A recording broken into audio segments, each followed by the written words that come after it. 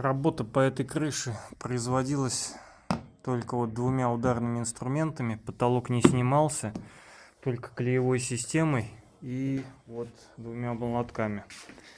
А бутиловым адаптером, таким самодельным, овальным, черным клеем и майером, вот адаптером от Кривдина Дмитрия. Вот, крауны простукивал, где-то большие крауны вот таким молоточком. Вот, а так вся работа где-то процентов 30 сделана таким молотком Глекса.